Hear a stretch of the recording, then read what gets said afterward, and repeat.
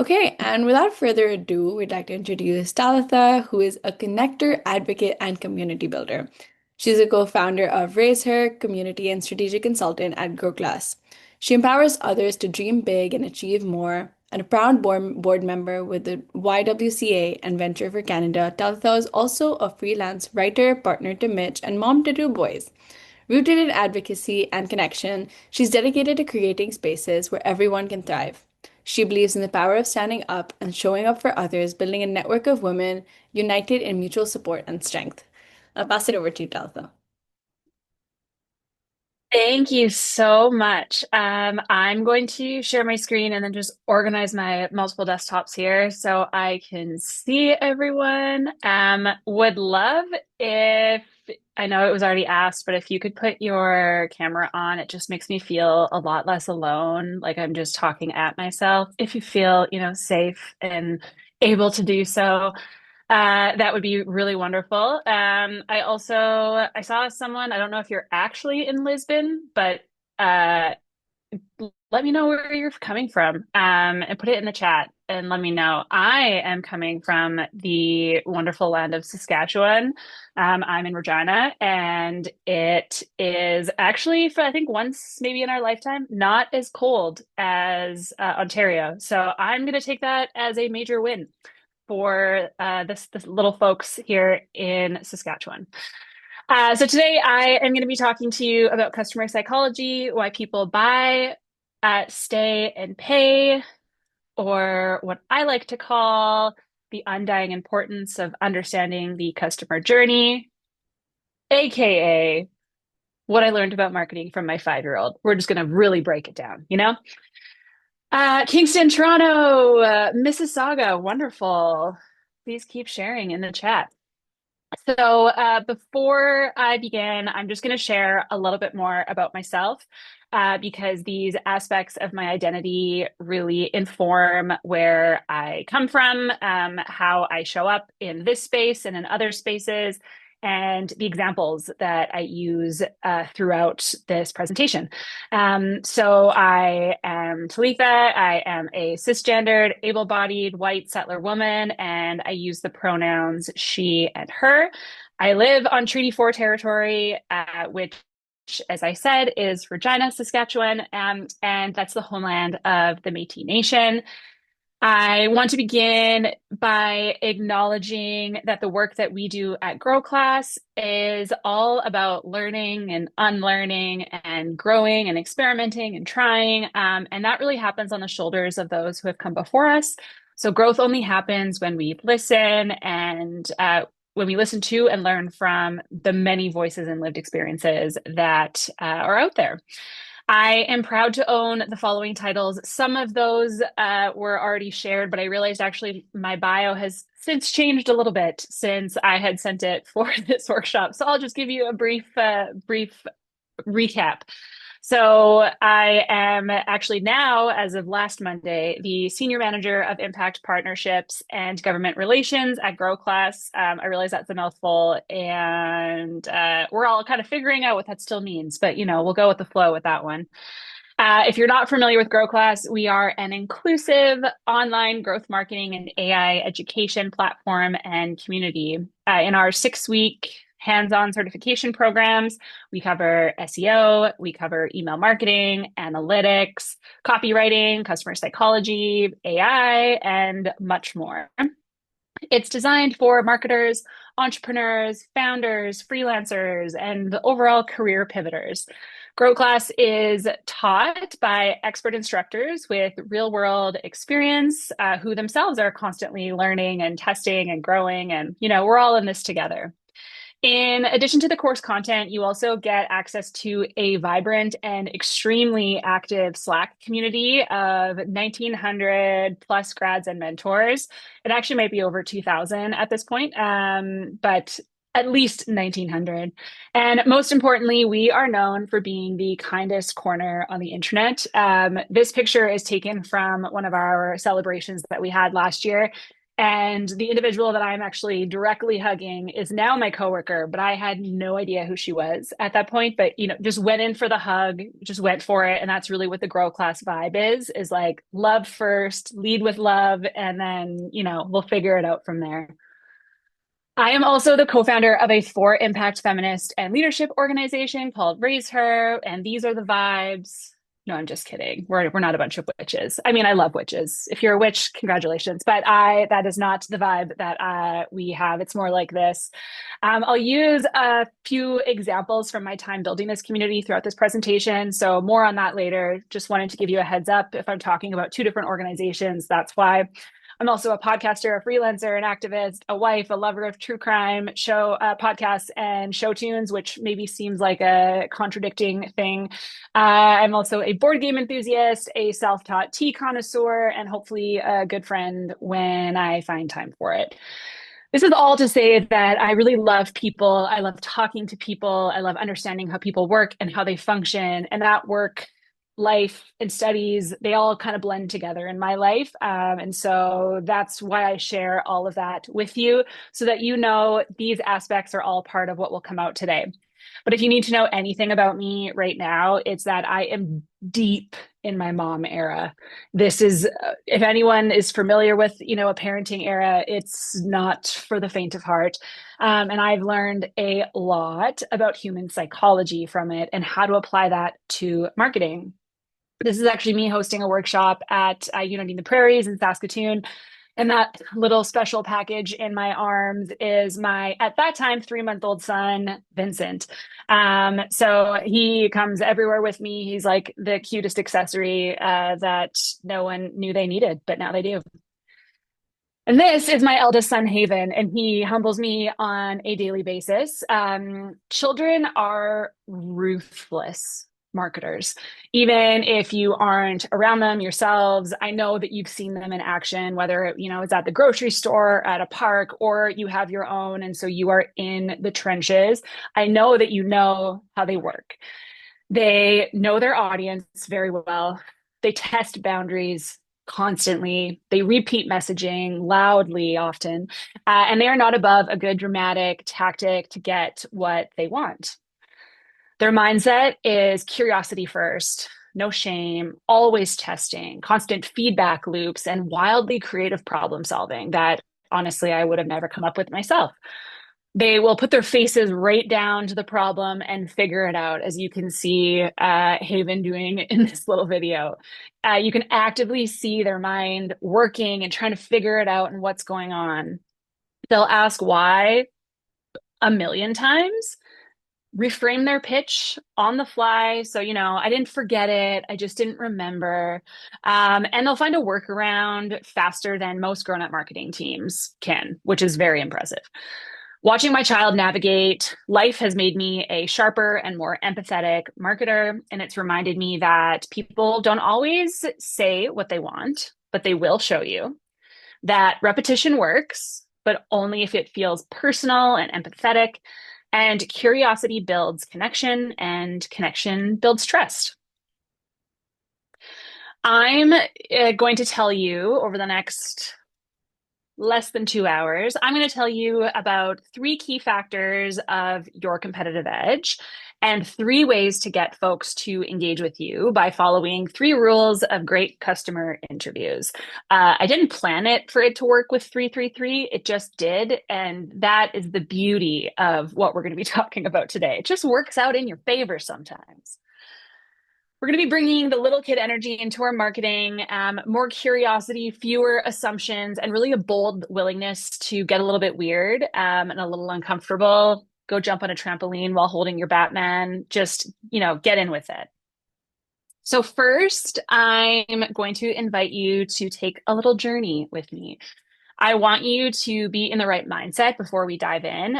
So if you feel safe or if you're in a place where you feel like you can do so, I invite you to close your eyes for a moment. Stop scrolling, stop eating if you can, stop doing your emails on the side, because I know that we are all trying to be as productive as possible, and just take a minute and close your eyes.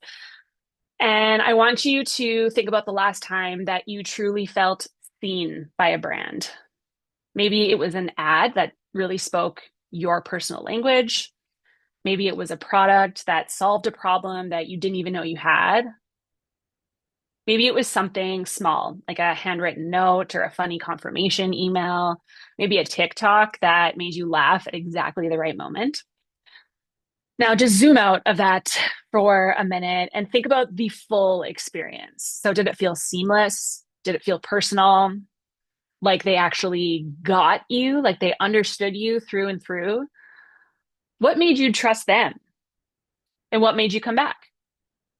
Maybe all you can think about is actually a terrible experience. And that's okay too. Maybe it left you feeling totally invisible. Maybe a brand got it entirely wrong for you. Maybe there were too many emails or there were irrelevant promos. Maybe you felt like just another click in someone's quarterly report. Maybe they got your name wrong. That has happened to me multiple occasions. Maybe they tracked your every move and they still didn't understand you. Okay, now you can open your eyes if you closed your eyes. Does anyone want to share a brand that came to mind in their experience kind of in a few seconds? If you do, just pop off mute and share it or in the chat, of course.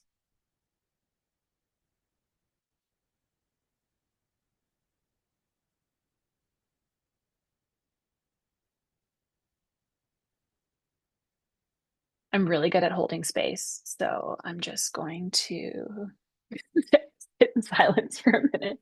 Okay, I see Namecheap. I'm not familiar with what that is. If you want to share more. Okay, so Namecheap is are you familiar with GoDaddy? Yes. Exactly. So Namecheap does exactly what GoDaddy does, but better. Why I say better Okay. is I'm a software developer and I launch a lot of like web applications on their platforms. And no matter the time of day, if you chat their customer support, they reply you in nothing more than 5 to 10 seconds. And it's a real person. And a real person. Oh Yes. my goodness. That is amazing. See that makes you feel like you are a Yes. valued customer. Yeah, I'm not going anywhere. Like I Yeah. feel safe with them. Okay. Maybe I'm just be changing my domain to Namecheap. Thank you for that. Yeah.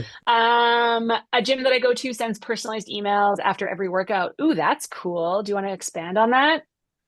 Yeah, I go to this gym in downtown. I actually use ClassPass, so I go to multiple different places. And after the Okay. specific studio that I go to, they get like they send emails saying, "Oh, you did great today." And I think it's really cute and it's really motivating, I think. It makes me want to go back again and again and again. And even though I Totally. use ClassPass, I think that's a one studio I constantly use and go back to. Right. And, when you're going to be maybe picking one studio to go to, maybe that's the one that you will put your money into. Definitely. Uh, Maxine, I see your hand up. Please go ahead.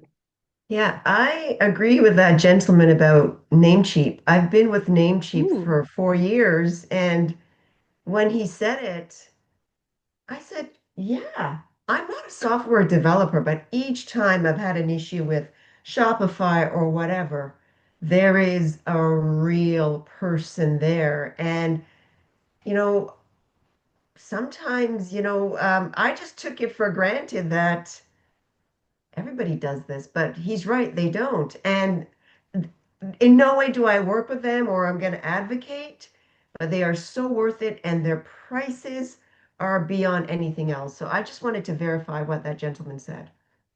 Amazing. Yeah. And I think um, that as we go through, you're going to understand why these things kind of are peaking out and why these experiences speak to you kind of on a different level than just like, it was the cheapest one I could find and it was transactional and whatever. Um, Ingrid had said, to be honest, not finding that extra service much these days. And yeah, maybe that's the thing too, is that a lot of people are just turning very transactional and they're not thinking about what it actually means to be a customer. I'll just give you a very quick example for me. If you are unfamiliar or if you know them, the company Bloom, which is a Canadian company, I discovered them while I was just browsing Indigo one day, kind of killing some time. And I actually was first attracted to their packaging because, I work in marketing and I like things when they look nice. And that was very attractive to me and being wellness focused. And it just really felt like it was made for me. And then it turns out that they're Canadian founded, which is like, and they're women led, which, if you heard anything in my bio, you know that that's important to me. They're plastic neutral. They are invested. They also invest in their community, like throughout Canada, through something called the Bloom Foundation. So they have this foundation that they put money in and they give back to their community, which is also something that's very important to me. So kind of every part of even just understanding what this company does and how they do it is just felt very thoughtful and felt very customer forward and customer centric, really caring about what their consumers do and how they live their lives. And so it just felt like I really mattered. And I mean, I've now been using Bloom for a couple years now, and really love it. But that's just kind of like one instance of a brand that really stuck out to me in and not even really doing a whole lot to get my attention. So as marketers, as founders, as business owners, we don't always stop to feel like what it's like to be on the other side, to what it's like to be a consumer. I know that we think about those steps, but we're not always thinking about what it feels like. But those little details are really what make a brand. And every touch point is either an opportunity for connection or it's an opportunity to build frustration, which we've seen and we've heard now even. So this brings me to part one of our talk, which is you have to know your customer. Now, I don't think this is probably groundbreaking or shocking information for anyone. Everyone tells us this, that we have to know our customer.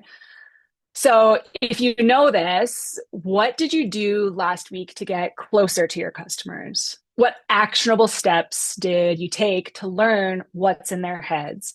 If you have an actionable step, please throw it in the chat, or come off mute and share it. But I would love to know if you did this within the last week, actionable steps.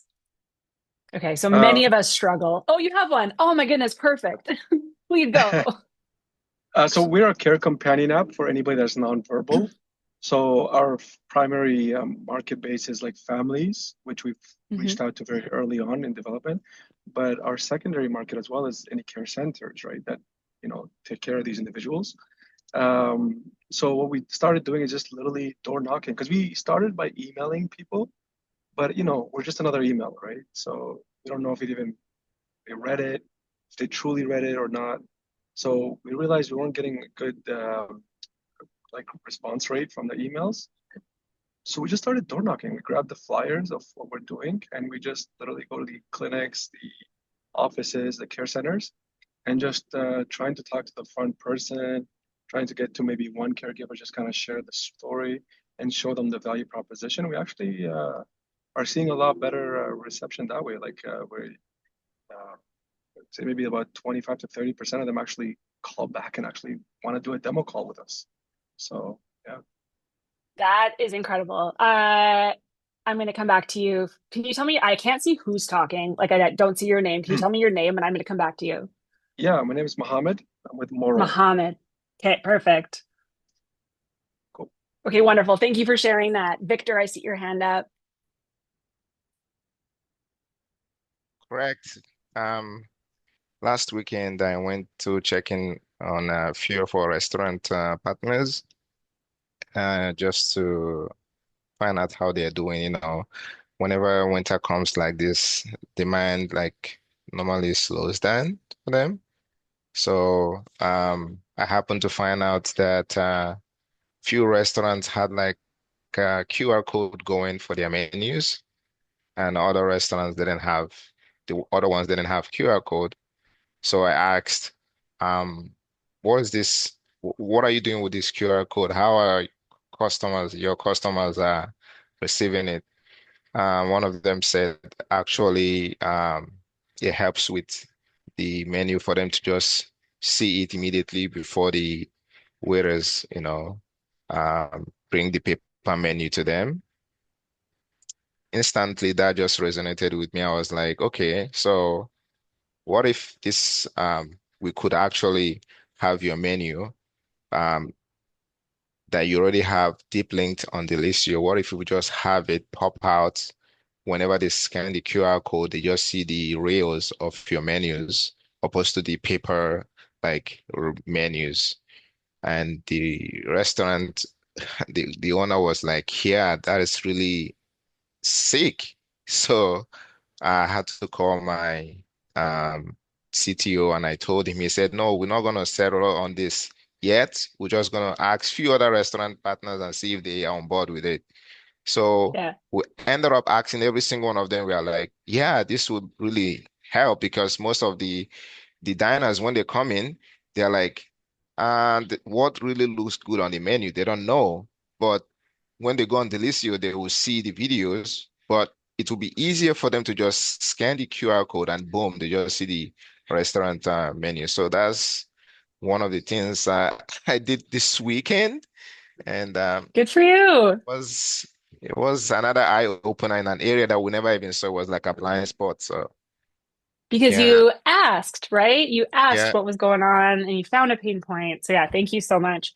thank you. Okay, Ellen, please share yours. Okay, so I'm a trichologist. I treat hair loss, hair thinning stuff.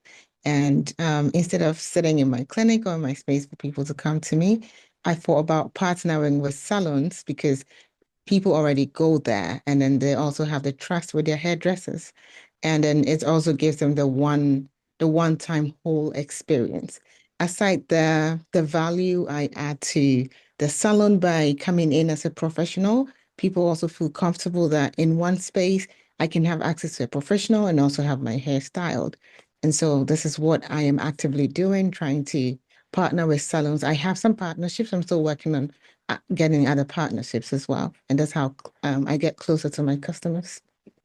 That's great. You're going to where they are, which is really taking away a whole aspect for people of just trying to reach out into the ether and hope that something comes back to you. Taru, am I saying that your name correctly? Yeah. Okay. Yes, please go ahead.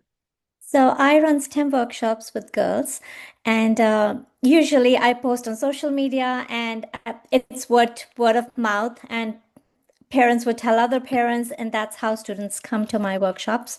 But last weekend I went out of my comfort zone. So first I'm a part of some parent council groups, and I wanted to bring them an idea that I could run. It's a conflict of interest, but I did want to tell them that I do run these workshops, and even if they might not pay, but that's fine. But at least it gets a word out that I do run, and I would be happy to run, even if it's maybe one time, even just to showcase my work. And and second, I also reached out to cultural group, which where they do run workshops and they do have activities, but they never had any formal thing. And I guess that would also be voluntary. I'm struggling with finding where I cannot volunteer. But yes, at least I went out of the cultural, out of my comfort zone. So that's good. Yeah. We'll get you there, you know, we'll get you there to stop. No more volunteering. Thank you so much for sharing. And I just wrote a couple notes down because I'll come back to those, but I really appreciate that. For the most part, this is normally what happens. So you guys are actually like way ahead of the curve because most of the times that I do these workshops, I talk to folks and most people are like, I can't actually name anything. And it's really that it's struggling to identify like a strategic, structured, and scalable thing that you can do to understand your customers better. We can all go and, you know, send emails, as Mohammed had said, but those don't always land. You know, people don't always. I get a million emails a day because I have way too many email accounts that I still check back from when I was, you know, a teenager, and I don't look at them. And so, how do you get in front of people that's structured and scalable and all of that? Pardon me. And we recognize that knowing our customers is extremely crucial for building and then also for scaling our businesses. But few actually have a systematic method for engaging in meaningful conversations with them. But why do we care? Well, and why does this matter? Well, because being close to your customer matters more than ever. Being close suggests more than just occasional transactions. It means listening to customer voice and feedback and behavior, to building empathy, understanding customers' needs, their values, their context. And it means engaging continuously. So before, during, and then after purchase. A KPMG report. I love stats and I love like putting things, numbers, money where my mouth is kind of thing. So I'm going to drop a lot of stats in this presentation. But a KPMG report showed that the top performing brands emphasize empathy and personal relevance. So being close to your customer matters more than ever because products, pricing, and delivery become more commoditized. What distinguishes one brand from another is how they know and how they serve their customer, how close they are. And it matters because closeness now often means digitally mediated with personalized experiences and real-time interactions, just like Victor was saying, the like scan the QR code and the video pops up and it's automatic. And of course, omni-channel integration. So this all implies that your systems, your processes, and your culture all support being near the customer. And you might ask, why? Like a small child would, which is good. We are on the right track, asking why a lot. You ask, why should I care? Well, I will say, because according to a 2024 report by Forrester, only 3% of customers are truly customer obsessed, meaning they put the customer's needs front and center. And then I will say that research shows 81% of leaders say their company will compete mainly on customer experience rather than price or product. That's a 2024 stat. And finally, I will say that based on a 2024 survey by Salesforce, consumers say the experience a company provides is as important as the products or services themselves. 88% said that in one recent metric. That's a lot. So if you're still asking, why should I care? Which I have so many stats. I don't know how you could still be asking that. But if you are, besides the stats, here are some facts. There are 2 reasons that you must care. First, your customers are actively hiding from you.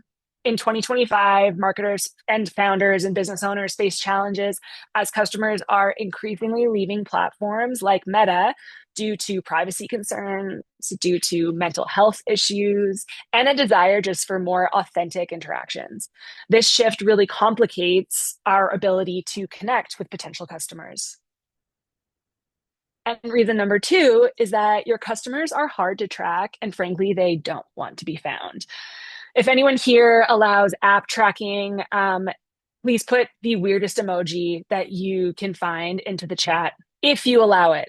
If you allow apps to track you.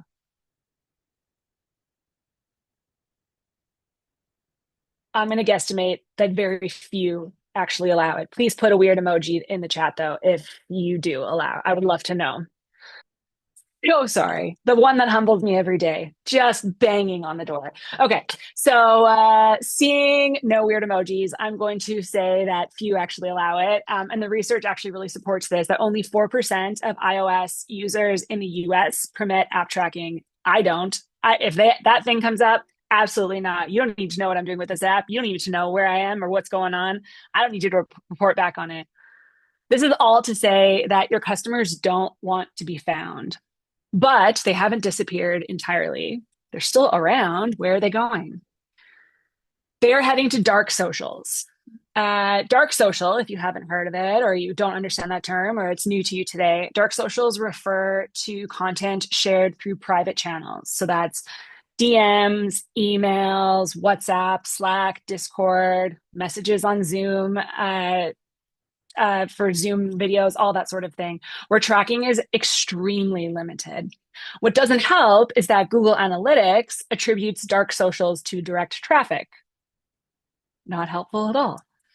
Thanks to our friends at SparkToro, we can have a little look into what this actually means. So for example, on this chart, it shows that 100% of all visits from TikTok, Slack, Discord, Mastodon, and WhatsApp were marked as direct and contained no referral information.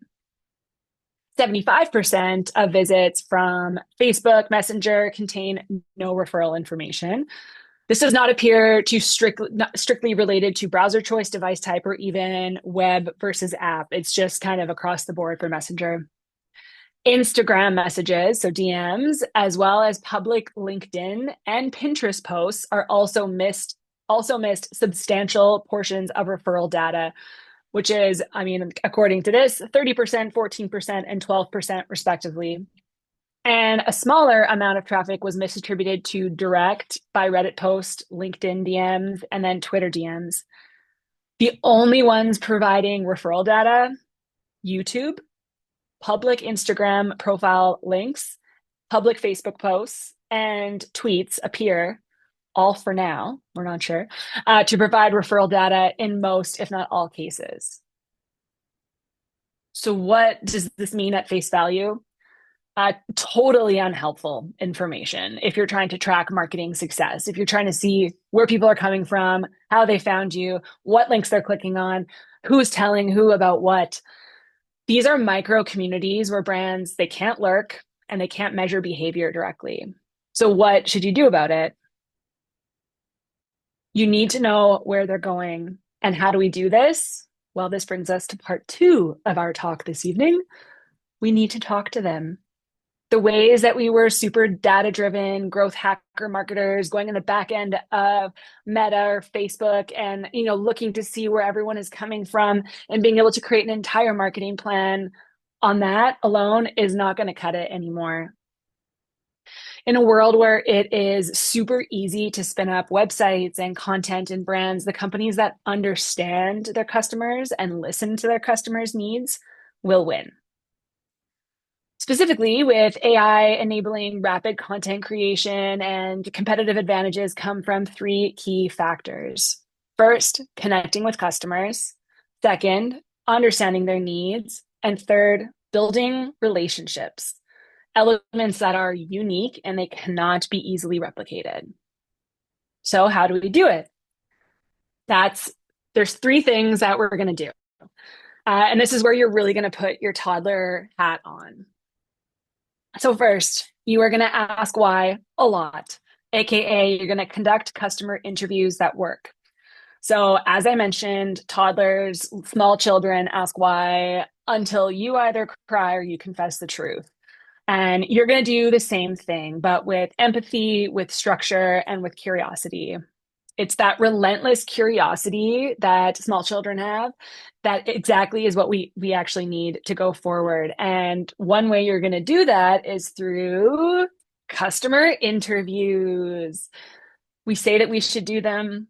People like me get up on stages or in front of your screens on a Tuesday night and say that you should do them. You write down in your notebook that you should do them. You automate a shortcut from your to-do list to your Notion, telling yourself that you should do them, but we don't do them. Why? Because they're super awkward. Talking to people is really awkward. As a millennial who sometimes identifies as a Gen Z, who still doesn't understand what 6-7 means, but I got my first one last week from my 5-year-old. I find talking to strangers awkward due to the fact that I first had childhood warnings about it. They said, do not talk to strangers. That's a no-no. And then that was also amplified by the pandemic. I also married an introvert. So like nobody talks to anybody in this house, it feels like. And we now avoid interaction even when we're instructing Uber Eats drivers to leave food at the door. On my Uber Eats orders, I always say, just leave it next to the door. And then once you leave, I'll come and get it. Like I'm avoiding human interaction at every single interval. And so if we hesitate to engage for simple tasks like ordering pizza, we're unlikely to reach out to our customers over the phone or going in person. But I'm here to tell you that we can do awkward things and we can do hard things. And frankly, it's a business imperative.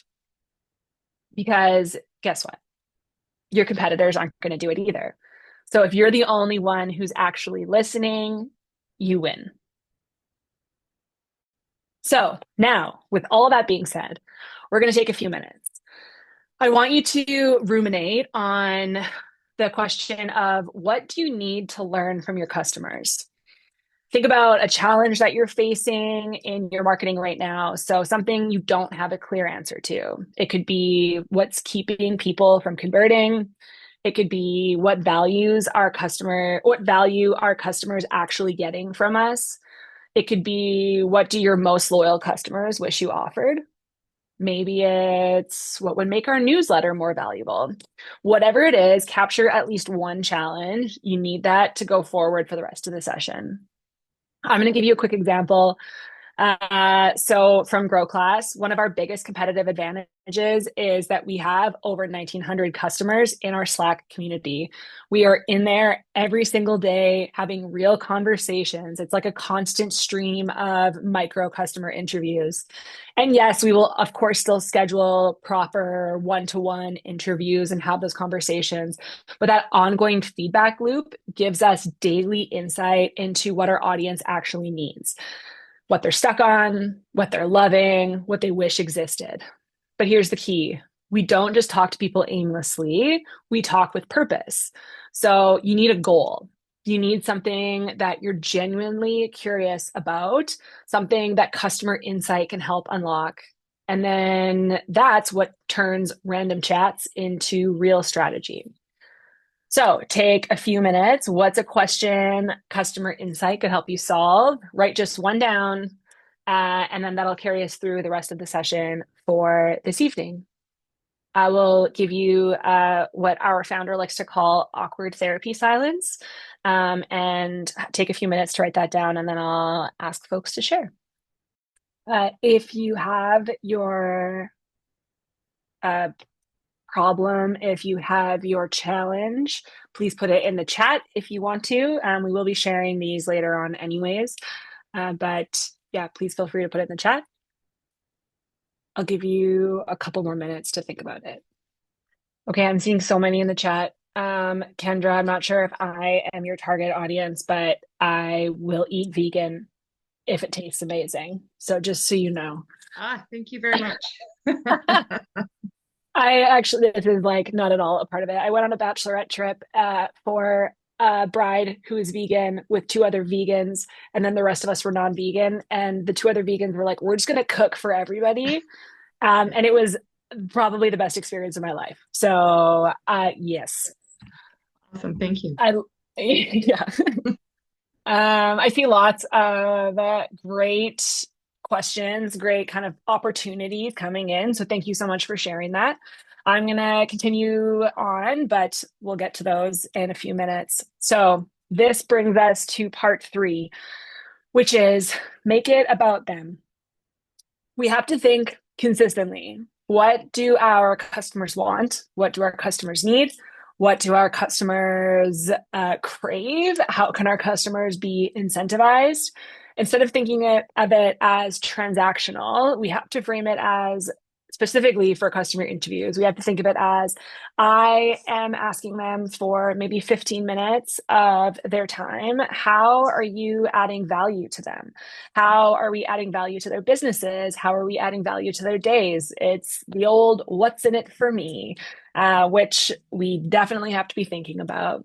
So I'm going to share an example. This is how we did this at Raise Her when we were first launching. So before Raise Her officially launched here in Saskatchewan, we invited 30 women from the community, most of whom we had never met, to an info session. We reached out via DM, we reached out via email, we had gone to their places of business. We were, a little bit awkward, a little bit creepy, but that's how we got that's how we sent out our invites. We fed them and we introduced the idea of building a community where women could learn and lead and lift one another up. And then we listened. But we didn't ask leading questions like, would you join this if we started it? Or do you think this is a good idea? Instead, we asked questions grounded in curiosity and behavior. So we said, tell me about the last time that you felt supported by your community. Or what would make you actually show up to something like this? Or when do you feel like you have the least time or energy for yourself? If you could design a space that helps you grow, what would it look like? Those answers really shaped everything. Our programming, our tone, even how often we met. It actually entirely changed our business model at that point. And that's customer psychology in action. It was building something with your audience, not just for them.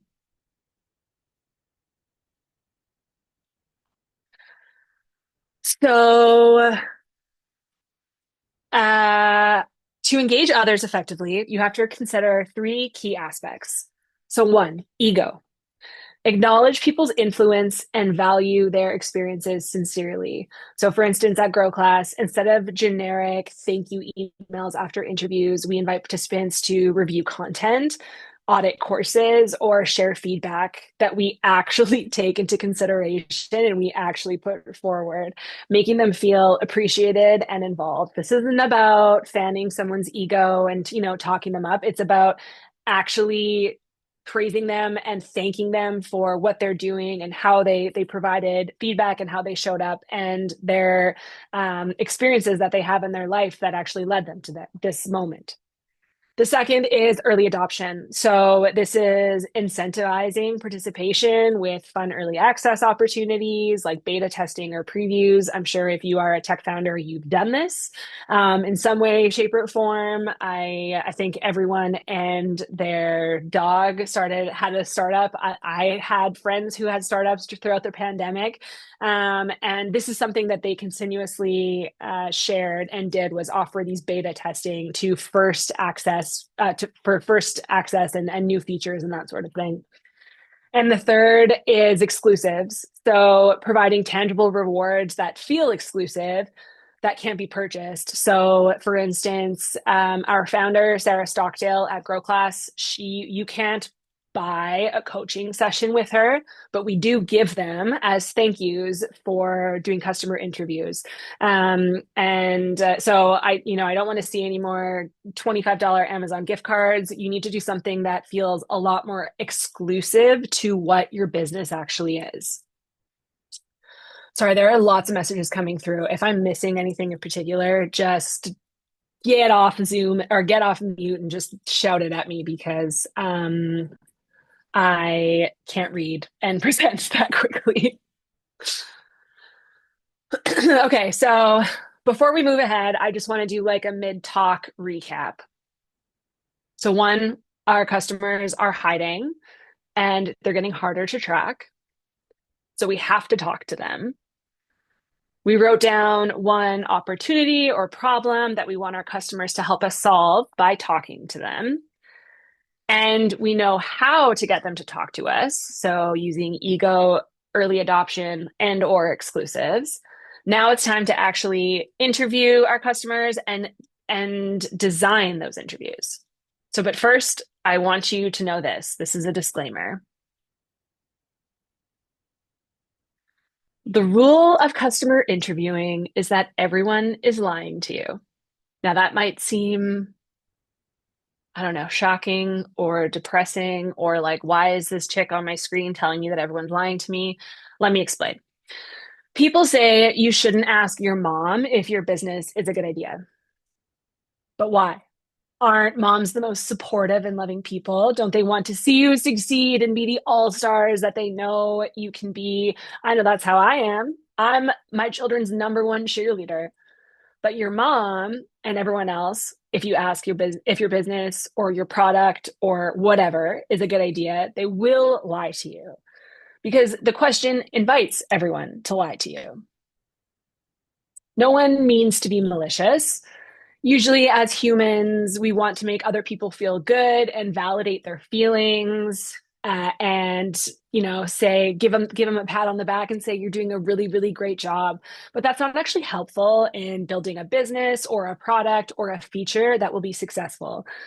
When I want the truth out of my toddler, I get down to his eye level, and which is apparently a parenting hack that I may probably saw on TikTok. But you get down to their eye level and you talk to them human to human. And when I get down to his level and I look him in the eye and I ask him for the truth, and it's hard sometimes, but I genuinely talk to him, the stuff that he tells me is actually amazing. It's amazing. You're interested in the truth and not satisfying your ego. So we don't want to waste their time, and we especially don't want to waste your time. The goal of customer interviewing is not to make you feel good. The goal of the interview is to get good results and to get you usable data, because that's, of course, why we're talking to people, is getting usable data. A lot of this work is informed by Rob Fitzpatrick's incredible book, The Mom Test. It's a really amazing digest of how to perform effective customer interviews. If you haven't read it, I suggest you read it. It's very short, but very to the point, very concise. It's really essential reading for anyone who wants to be incredibly focused, and for folks who already know that talking to people is important and that everyone is lying to you.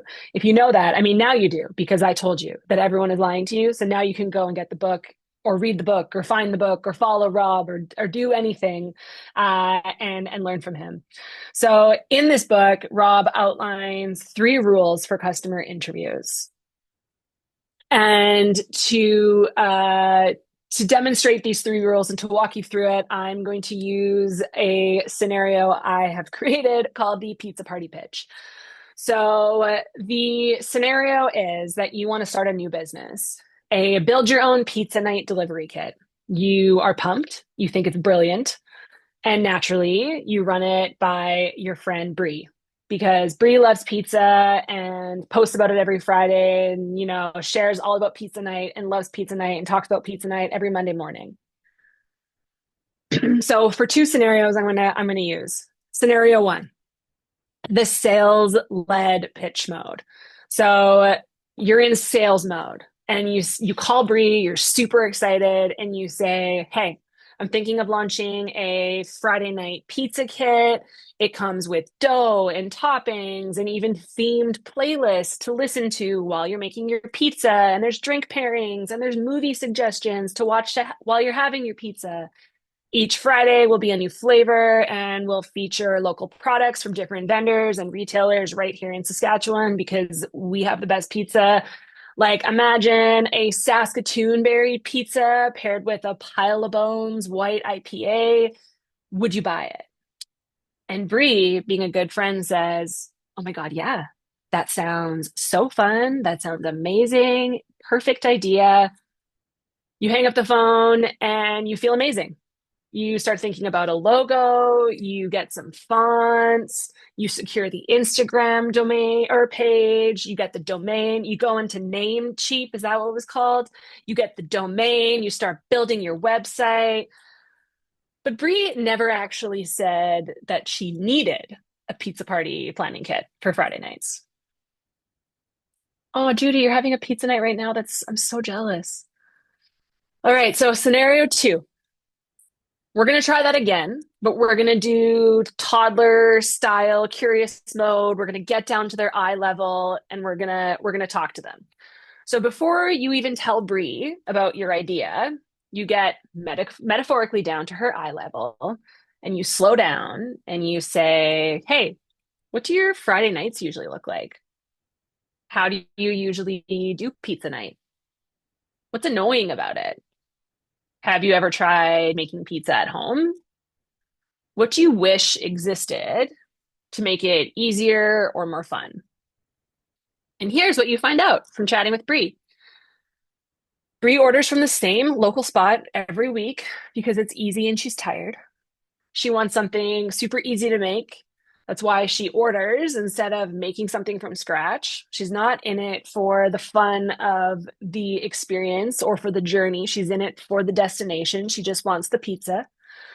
She would actually really love a kit that's mostly prepped with minimal cleanup if she had to have a kit. So now, thinking about these 2 scenarios, we're going to chat about Rob's 3 rules. So Rob's first rule is, don't talk about your ideas, your products, or your campaign. Talk about their life. So revisiting our pizza party friend, Bree. In scenario 1, you are in pitch mode. You call Bree and you say, oh my God, I got this amazing idea. Isn't it fun? Would you buy it? And you're basically looking for a high five. You want validation and you want Bree to say, genius, I would totally buy that. And she does because she's nice, but now you have zero usable data and usable insight. You're talking about your idea, not her life. In scenario 2, you approach it like a curious toddler or a savvy marketer or founder. And you ask a lot of lifestyle questions. You didn't pitch, you listened. And now your offer meets a real need in a real life. That's the power of rule number 1. Don't talk about your ideas, product campaign, talk about their life. Rob's rule number 2. Talk about specifics in the past instead of fortune telling about the future. So checking back in with our pizza entrepreneur, scenario 1, you're in hype mode and you ask Bree, would you buy this DIY pizza kit? And of course, she says, yeah, that sounds super fun.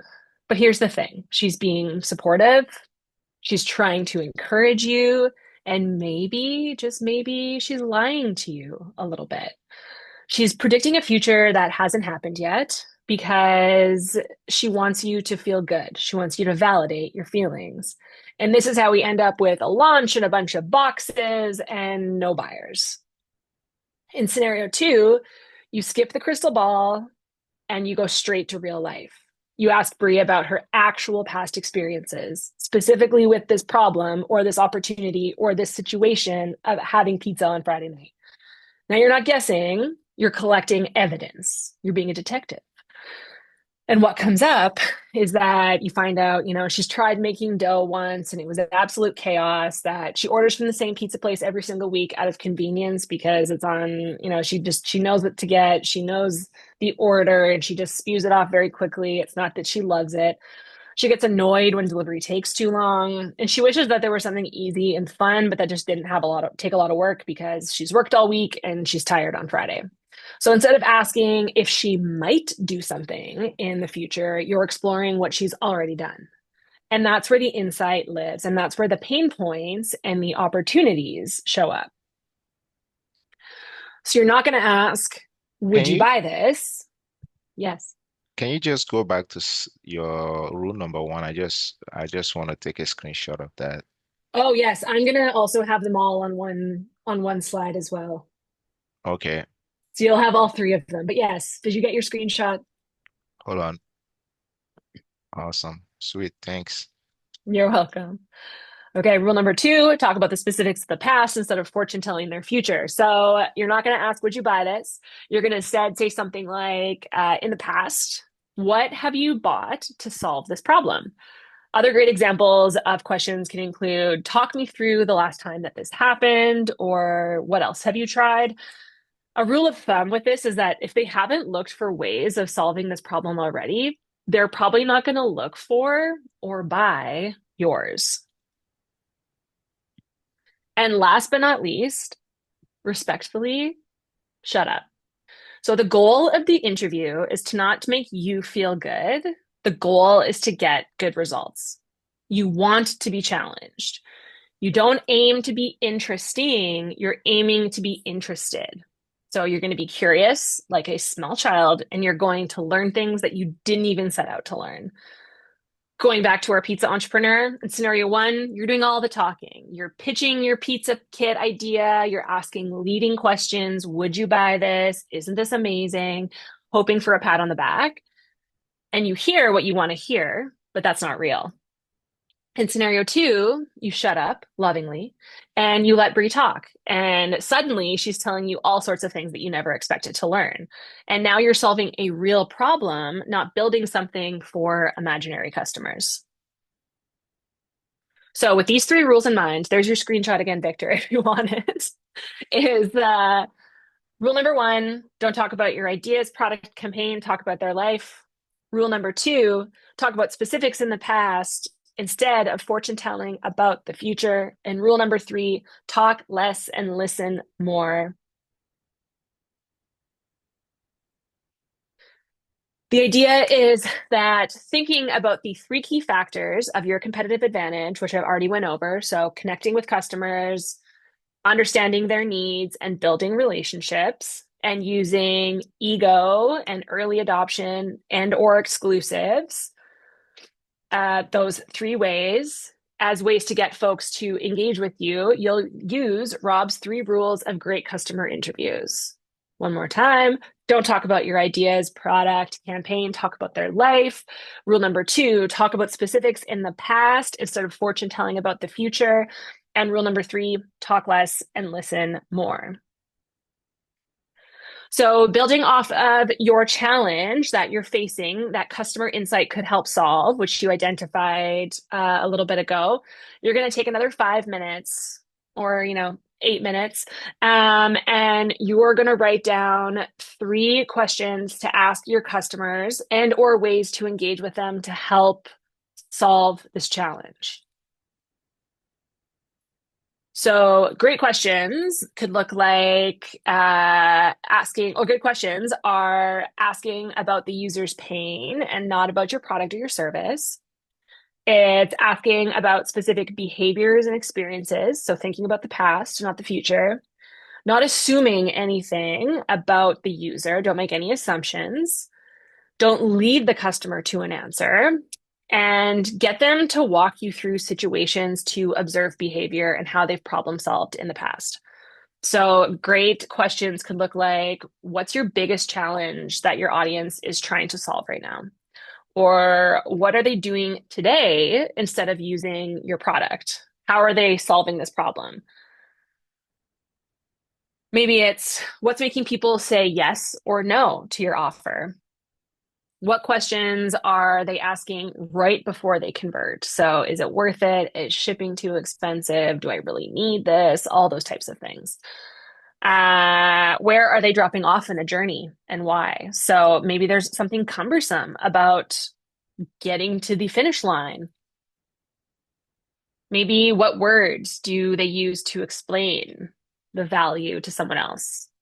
So thinking about these, thinking about good questions, and focusing on your problem, your opportunity from our first 5 minutes.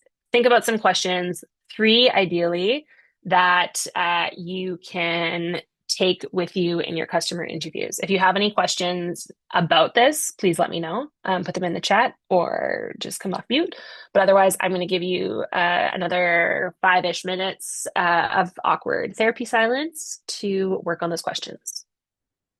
And once you have your 3 questions, please put the weirdest emoji that you can find in the chat so that I know we can move on. Talitha, could I ask a quick question?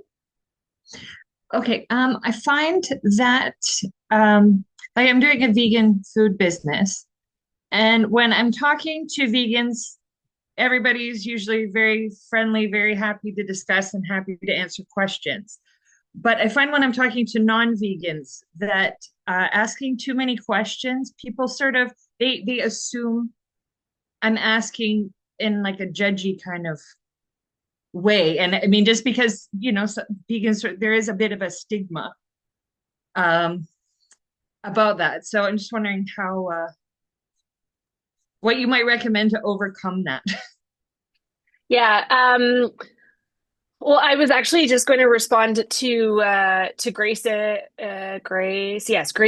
comment that she put in the chat, which actually might also answer your question. So okay. I'm going to hopefully do double dipping here. But so the question that had come in, or the question that Grace had proposed, which is, what have you been needing to get but can't find at an African Caribbean grocery store?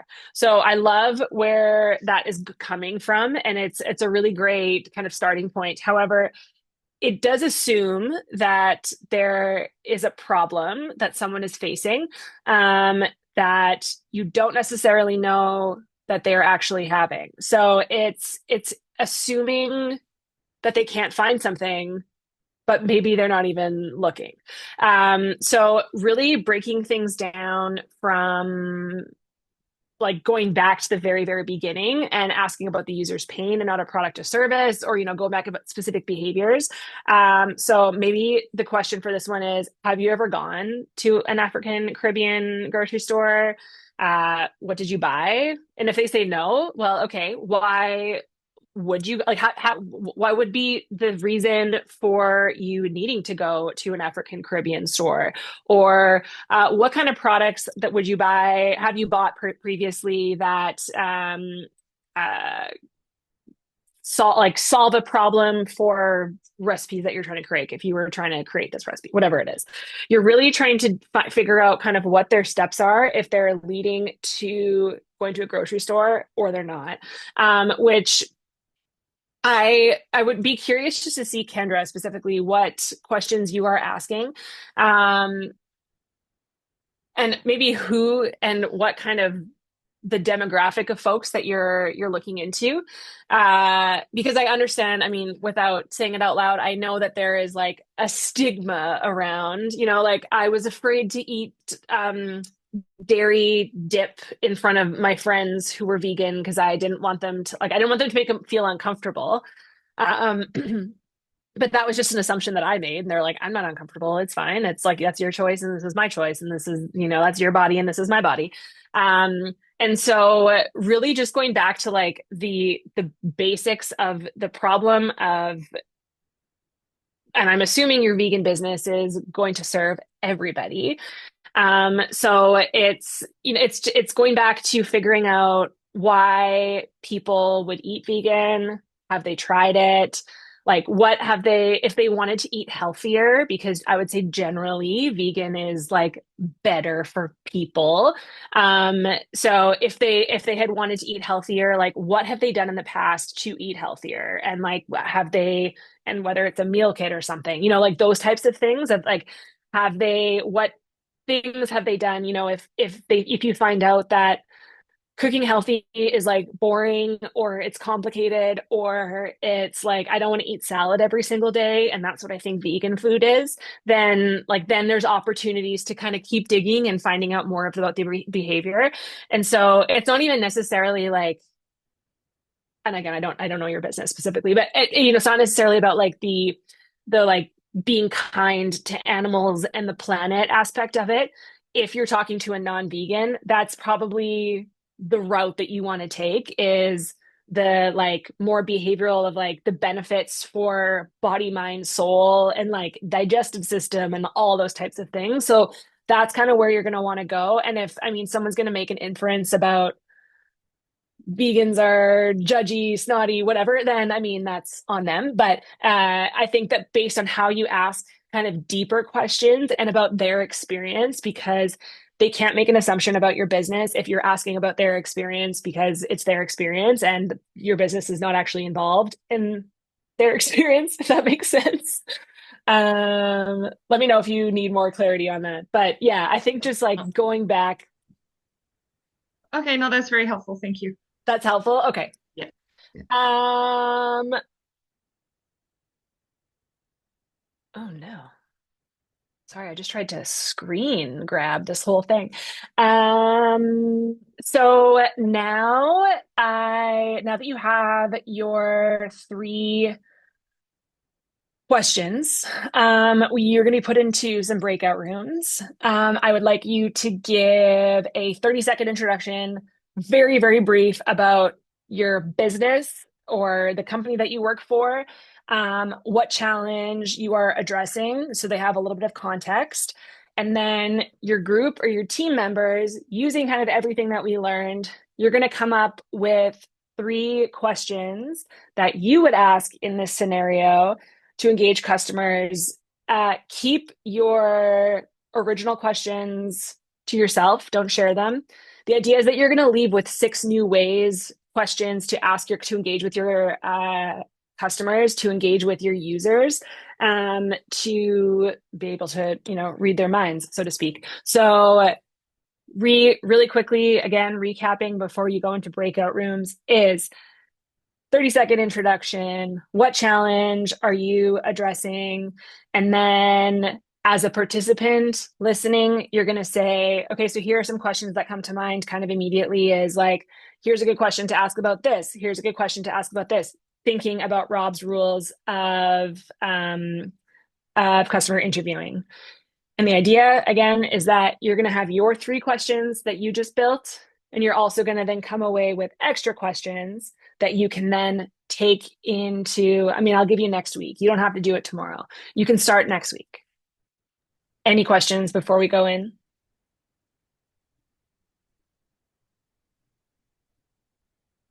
All right. I think we're ready. Helpful. Thank you. I hope that was helpful. I know that it was maybe a little bit chaotic to start, but that's dealing with humans. That's customer psychology. It can just be a little bit chaotic, and sometimes you go to a room and there's no one there. And so you got to problem solve and, figure out how to get back. So I hopefully now you are armed with at least 6 pieces of information that you can leave with today to go to your customers, but this isn't a one and done type relationship. So this brings us to the second thing that you're going to do. And this second and third thing are very quick. So trust me, you will be out of here by time and we'll still have time for some questions. But the second thing that you're going to do is what I tell my son, keep your ears on all day, which is building feedback loops into your day to day. So toddlers. Oh, can you just mute yourself? Thank you. So toddlers or small children, or most people actually, don't schedule feelings check-ins. They just kind of tell you loudly how they feel. So I'm hungry, or I'm tired, or you hurt my feelings, or I love you. And sometimes that happens all at the exact same time. And your customers are doing that too, if you're listening. So your job as a marketer, a business owner, a founder is to make customer feedback part of your daily operations. You don't want to wait for surveys.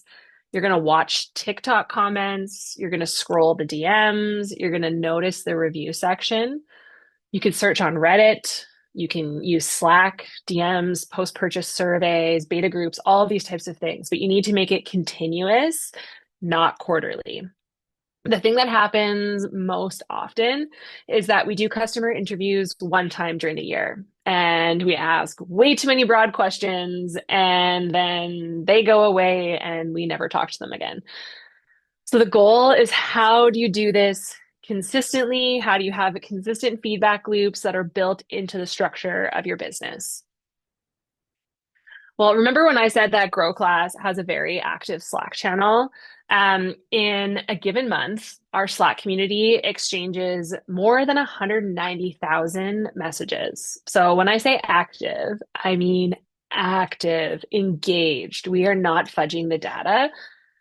We're having these informal conversations consistently, and we're always conducting these micro interviews and addressing problems and opportunities as they come up, which shows customers that we value their feedback. They're taking the time to share their feelings. They're taking the time to share what matters to them. Listen, keep your ears on all day. Listen and apply that to your business. Finally, your last step. Create a play group, aka build your customer board of advisors. Just like toddlers gather their crew and they play and build relationships, you need a trusted circle. You're going to create your go-to group of customers that you can check in with, test ideas with, and hear honest reactions. These aren't focus groups. These are your hype team and your gut checkers and your truth tellers. For Raise Her Community, the other hat that I wear, I firmly believe that actually in every single aspect of my life, I firmly believe that more heads are better than one. I believe that collaboration is the heart of everything. I believe that we need to have lots of voices in order to make actual change. I don't think one person knows everything. So with that being said, Raise Her Community has what we call a community advisory group that is open to anyone. So and it's continuously open. We host quarterly meetings and we do customer interviews consistently. I'm texting with them. We have phone calls. We have email exchanges, and we review what we've done. We've chat about upcoming plans, and then we just leave space for feedback. And the things that we come out of these meetings with, I mean, lots of the time it just adds to my plate of stuff I have to do, but that's great. Like things like our podcast came out of these meetings, and they've shown to be really fruitful. We've also had a lot of ideas gently pushed aside by our advisory group and at these times as well. They say, it's good, but maybe, and they provide feedback to us to kind of shoo us away, which is also incredible because we may have gone down a road that was not meant for us. So, in summation, going forward, I want you to remember these things: that you are not failing, your customers are hiding, you just need to go where they are. That you need to ask better questions. You can use the mom test, refer to that book, Rob Fitzpatrick, The Mom Test. It's incredible. Use ego, early access, and exclusivity to get time with customers. Build ongoing feedback loops so insight never stops, because that's where the gold is. And create a customer advisory group, create a playbook or play group rather, create a place where people can come and share and try and test and do all of these things together.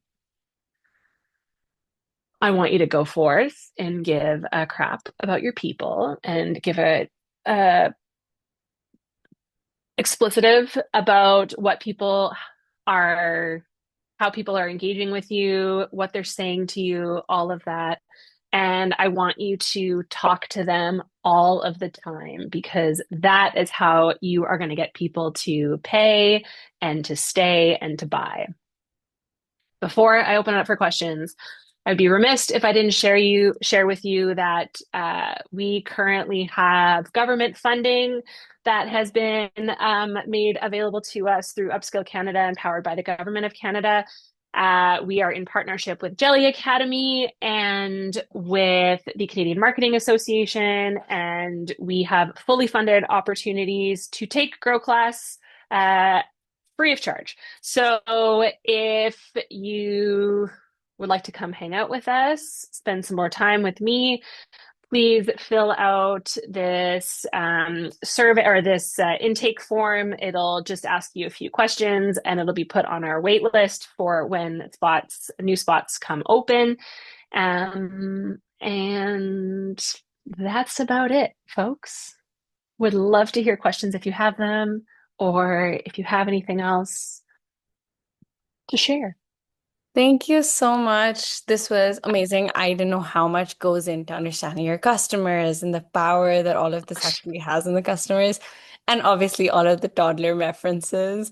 Thank you so much. But yeah, we can go Most to welcome. questions. Feel free to raise your hand or put any questions in the chat and we will get to you.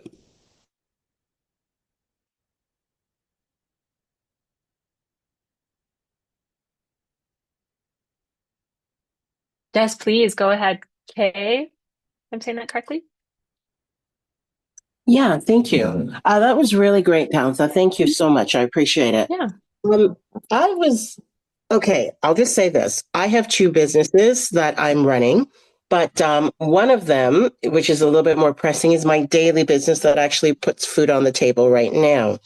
Now, in that business, I work with clients to do writing for them. So some of these clients are just private clients who want me to help them with a book they're writing or whatever. So they might sit with me for an hour to go over, review, whatever. I charge them about $450 an hour, $450, $500 an hour. My clients pay that. Now, obviously, when I'm putting my work out there, I'm advertising for new clients, they might go, oh my God, that's so expensive. When I talk to my clients, my regular clients who are using my services, I'll say to them, there are a lot of writers out there. Why do you come to me? Right? Why, out of all of the writers, what is it? How am I helping you? Why do you think my service is, why are you willing to pay this? And they'll explain that unlike other places or writers that they go to, I spend quality time with them. I give them usable work and information that they can take in their work right now. My question is, when I'm trying to go for new clients, they seem to really want me to, to lowball it. And I don't know exactly how to get around that. And I'm not Great sure. question. Yeah, not sure what to do there. Yeah, great question. I think that this is something that probably many entrepreneurs deal with. In my Raise Her world, I consistently undervalue myself in the work that we do as well. And I'm told, charge more. You need to charge more for what you're doing. So the thing that, I mean, it depends if you're kind of going after clients or if they're coming to you. And even when you're going back to your current clients, some of the things that I would ask are not even like, what value do I bring you? Would be like, what was your pain point in starting to write? What solutions did you look for when you were trying to write? I mean, again, I'm not exactly sure kind of the specific tool or the specific services that you provide, but if say it was a ghostwriting, for instance, what like kind of going through their whole process of then how they found you and why they stay with you. And from the brief minute that you shared, I can tell that you're a very warm and energetic person, and all those things are very, very lovely. But it's how do you translate that into actual sales is a really great question. I think that if somebody doesn't want to pay you what you're worth, don't work with them. Easy for me to say because you obviously need to put food on the table. And so I would just go back to what your current clients are saying and like reiterating kind of all the value adds that you have and that you provide folks.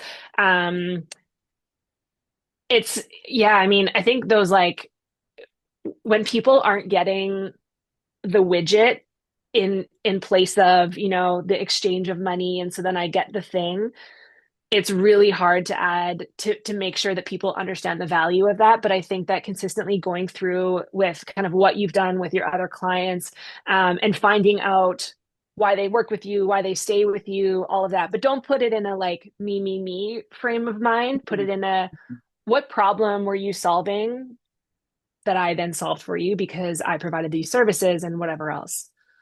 Okay. Thank you very much. I think does that help? Yeah.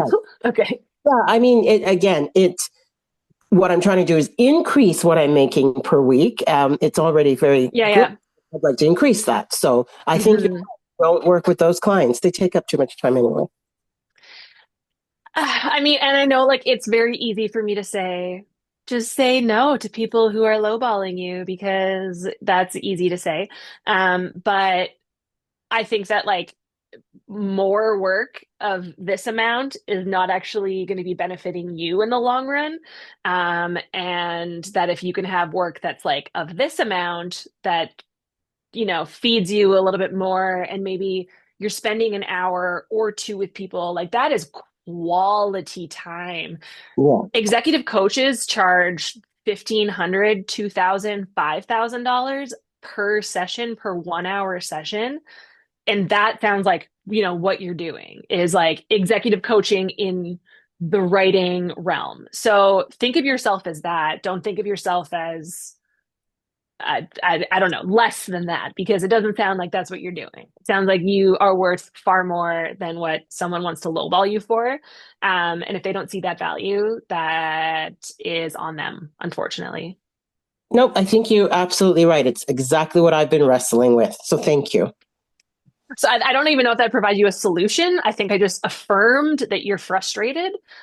So sorry about that. No, but you know what? I have been thinking the same thing, Talitha. It's if you're not going to play that game, I resent working with clients who are not paying me properly if I take them on. And that's not good for them and it's not good for me. I think your words are absolutely necessary and I'm glad to have heard them. Thank you. Yeah, you're welcome. Yeah, if anybody has any questions, once again, feel free to put them in a chat. We do have a token or a comment of appreciation about appreciate Vithianathy says that she really appreciates the creativity in your presentation about connecting with customers and using toddlers as examples made it enjoyable and relatable. But yeah, I think she speaks for everybody when she says that this was amazing and always got to learn a lot. I think if nobody has any other questions, we can conclude today's session. Just once again, thank you to everyone that joined and for everyone that spent their Tuesday evenings with us. And Talitha, of course, thank you to you for spending your Tuesday evening with us and taking the time to teach us all these amazing things.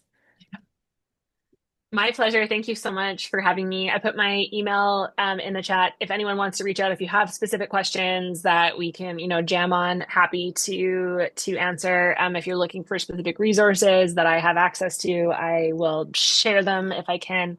And yeah, thank you so much, Y-Space, for having Grow Class and for me. And yeah, really appreciate it.